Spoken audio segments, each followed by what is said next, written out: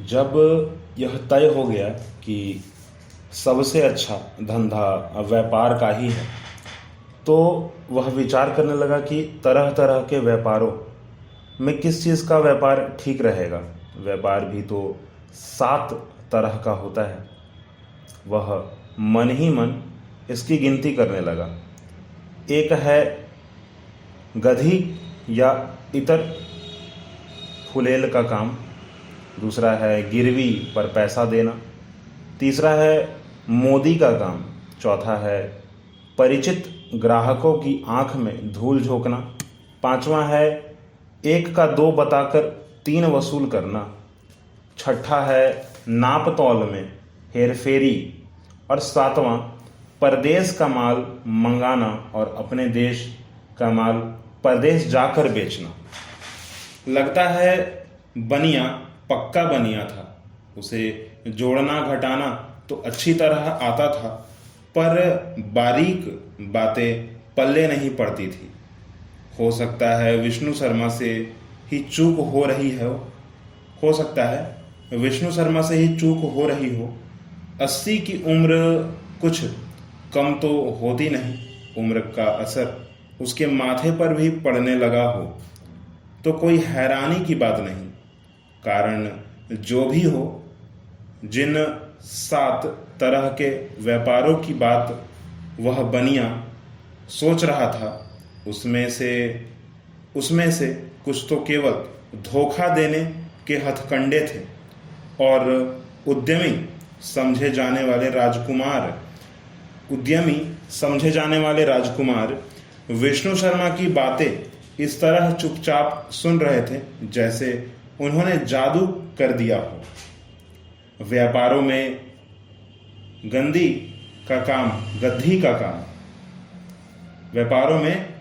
का काम तो सोने चांदी के व्यापार से भी शानदार है। इसमें 1 रुपए का तेल फुलेल बना नहीं कि 10 रुपए में बिक जाता है। 1 रुपए का तेल फुलेल बना नहीं कि 10 रुपए में बिक जाता है। बंधक पर माल रख कर पैसा देने वाला तो रोज अपने इष्ट देव को मनाता रहता है कि बंधकी मर जाए तो तुम्हें प्रसाद चढ़ाऊंगा।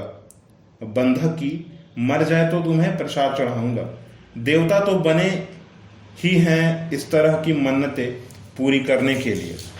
इसलिए आधी देवताओं की मदद से और आधी तंगी की मार से बंधकी मरकर ही रहता है, और देवताओं की भूख और बंधक रखने वाले की कामना अक्सर पूरी हो जाती है। जिसका हाथ इतना तंग हो चुका है कि उसे घर के सामान तक बंधक रखने पड़े, वह कहाँ से मूल जुटाएगा, कहाँ से भारी ब्याज देगा। इसके बाद जिंदा रह भी गया तो रहेगा कितने दिन। मोदी का काम तो ऐसा है कि एक बार सिलसिला जम गया तो सेठ सोचता है कि यह सारी दुनिया ही मेरी है, क्योंकि सरकारी रसद जुटाने में मोदी आंख खोल कर माल देता है और आंख मूंद कर लूटता है। दुकानदारी का काम ही है कि दुकानदार सोचता है घोड़ा घास से यारी करेगा तो खाएगा क्या। वह अपने सगों से सगे मतलब कि अपनों से भी आदमी को घास समझता है, घोड़े की तरह चरता और गधे की तरह रेंकता है। कोई परिचित दुकान की ओर आता दिखाई पड़ गया तो व्यापारी सोचता है कि जान पहचान का है, भाव तो करेगा नहीं,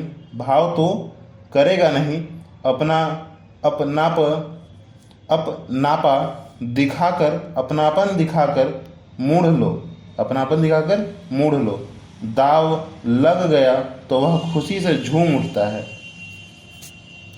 दुकान पर आए ग्राहक को माल देते समय नापतौल में हेरफेरी करना और खरीद का मूल्य अधिक बताकर ठगना तो व्यापारियों के स्वभाव में ही है। पर देसावरी व्यापारी तो परदेश में जाकर अपने माल को दूने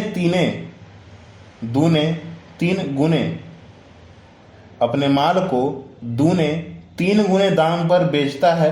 वहाँ का माल लाकर अपने देश जवार में कई गुने मोल पर चला देता है।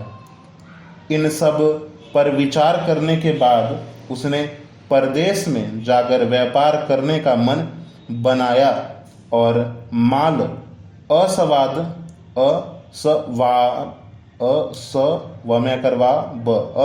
जुटाकर शुभ दिन शुभ घड़ी में बड़े बूढ़ों की आज्ञा लेकर रथ पर सवार होकर मथुरा की ओर रवाना हुआ। उसने जिन गाड़ियों पर अपना माल लादा था उसमें से एक में नंदक और संजीवक नाम के 2 बैल जुते हुए थे। 2 बैल जिसका नाम नंदक और संजीवक था, 2 जुते हुए थे। ये दोनों उनके घर में ही पले बड़े थे, इसलिए इनसे उसे बहुत लगाव था। जब उनका जत्था जमुना के कछार में पहुंच गया तो एक जगह कीचड़ में इस गाड़ी का पहिया धंस गया। गाड़ी बाहर निकालने के लिए बैलों ने जान लगा दी, यहाँ तक कि जोर लगाने में झटके से गाड़ी की जुआट टूट गई। संजीवक स्वयं झटका खाकर गिरा तो उसकी एक टांग ही टूट गई। उसने उठने की लाख कोशिश की, उठ ही नहीं पाया। जहां गिरा था वहीं पड़ा रहा। वर्धमान ने एक दिन देखा, 2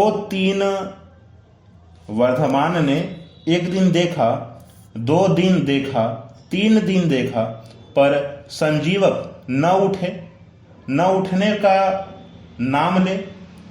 उसकी समझ में न आए कि वह करे तो क्या करे और रुके तो कितने दिन।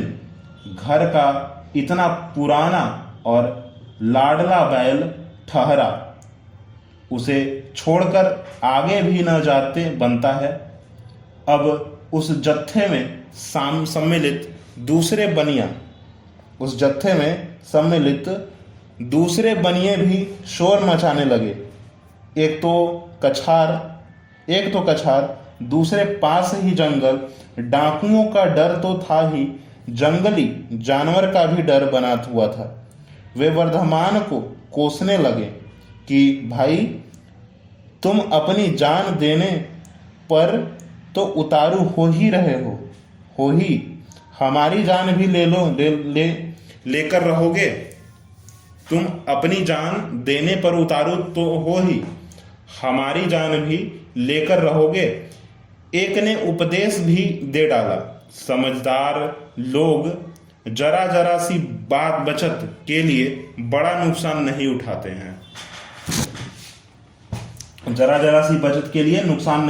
हैं। सयानापन इसी में ही है कि अधिक को बचाने के लिए छोटा मोटा नुकसान हंसते हंसते उठा लो। इस बात का कोई जवाब तो हो ही नहीं सकता था। दूसरा कौन समझ सकता था कि यहाँ सवाल हानि का लाभ का है ही नहीं, यह भावना का मामला है जिसका मोल न तो कोई लगा सकता है न ही किसी ने लगाया। एक तरह से साथ के व्यापारी सही भी थे। बैल को बचाने के लिए आदमियों की जान चली जाए तो यह भावुकता महंगी पड़ेगी। जान और माल तो वर्धमान का भी खतरे में था। वर्धमान की समझ में उनकी बात आ गई। उसने अपने साथ चल रहे रक्षकों में से 2 को संजीवक की रक्षा के लिए छोड़ दिया और अपना साथ लेकर सबके साथ आगे बढ़ा। इधर जब रात हुई तो दोनों रक्षक का बुरा हाल था। यह सोचकर कि पास ही जंगल है, यदि कोई शेर या चीता निकल आया तो लेने के देने पड़ जाएंगे, उन्होंने डरते कांपते जैसे तैसे रात बिताई और अगले दिन मथुरा की राह पकड़ी। वहां जब वे सेठ से मिले तो उसे गढ़ कर कहानी सुना दी कि संजीवक तो आपके आने के बाद ही मर गया। वह आप का इतना प्रिय बैल था, यह सोचकर हमने उसका दाहकर्म भी कर दिया। वर्धमान रक्षकों की स्वभिभक्ति पर गदगद हो गया। उसने बैल की आत्मा की तृप्ति के लिए पिंडदान किया और एक साढ़ छोड़ा। इधर यमुना की कछार की भीनी भीनी ठंडी हवा के स्पर्श से संजीवक को कुछ ताजगी सी अनुभव हुई। वह जैसे तैसे लड़खड़ाता संभलता उठा और जमुना की तट की ओर रवाना हुआ। वहां हरी भरी मुलायम घास उगी हुई थी। दूर से देखो तो लगता मरकत मणि बिखरी पड़ी है। घास चरते और बिना बोझ पगहा के मटर गश्ती करते हुए वह कुछ ही समय में इतना मोटा तगड़ा हो गया कि देखकर यह कहा भी नहीं जा सकता था कि वह वही संजीवक है जो कभी गाड़ी के नीचे दबा हुआ नथने फड़काते और झाग गिराते हुए चलता था और जिसकी एक टांग टूटी हुई थी। वह वही संजीवक था जो कभी गाड़ी के नीचे दबा हुआ नथने फड़काता और झाग गिराता हुआ चलता था, जिसकी एक टांग टूटी हुई थी। उसे अब ऐसी मस्ती छाने लगी कि कुछ न पा कर वह कछार में बनी दीमकों की बांबियों को ही सींग के ढहाते माथा रगड़ते दहाड़ता रहता था। कहते हैं जाको राखे साइया मारी सके ना कोई, बाल न बांका करी सके जो जग बैरी होए। इस कहानी से अब इस किताब से थोड़ी बाहर की बात करते हैं। इसमें बताया गया कि भाई 7 तरीके के व्यापार होते हैं और जो नाम लिए गए इसमें, तो कुछ व्यापार के बारे में बताया गया जो कि अच्छा था, जिसमें कि कहा गया कि भाई आप चाहे तो परदेश चले जाइए काम करने, या परदेश की चीज़ भारत ला के बेचिए, या भारत की चीज़ परदेश ले जाके बेचिए। ठीक है, देश विदेश की व्यापार में चले जाइए। कहा गया कि भाई गद्दी, ठीक है, गद्दी का जो है काम कीजिए ना। जो लोग हीरे सोने चांदी मोती की जो व्यापार करते हैं वो लोग गद्दी पर बैठते हैं, वही उसी गद्दी की बात की जा रही है। और कुछ दुकानदारों की बात की गई, चाहे वो सरकारी हो चाहे गैर सरकारी हो। ठीक है, और यहाँ पर 7 तरीके के व्यापार के बारे में बात किया गया। परंतु इन सब से हटकर एक बैल के बारे में बात किया गया और कहा गया कि भाई जो संजीवक था, लाडला तो था, ठीक है, परंतु उसका जो मालिक था ना वो छोड़कर जाना भी नहीं चाहता था। लाडला भी था इसलिए छोड़कर जाना नहीं चाहता था, परंतु कुछ लोगों के कहने पर, सिर्फ और सिर्फ कुछ लोगों के कहने पर वह आगे बढ़ गया। जब उसने 2 लोगों को काम पर लगाया कि भाई आप इसकी जो है रक्षा कीजिए, तो वो लोग वापस चले गए मालिक के पास और झूठ कह दिया। तो इस पूरी की पूरी कहानी से भाई सीधा सीधा यह बात पता चलता है कि अगर आप झूठ बोलते हो, ठीक है। तो हो सकता है कि आपको आगे जाके बड़ा खामियाजा भुगतना पड़ सकता है। अगर आप गलत काम करते हो तो आपको आगे जाकर खामियाजा भुगतना पड़ सकता है।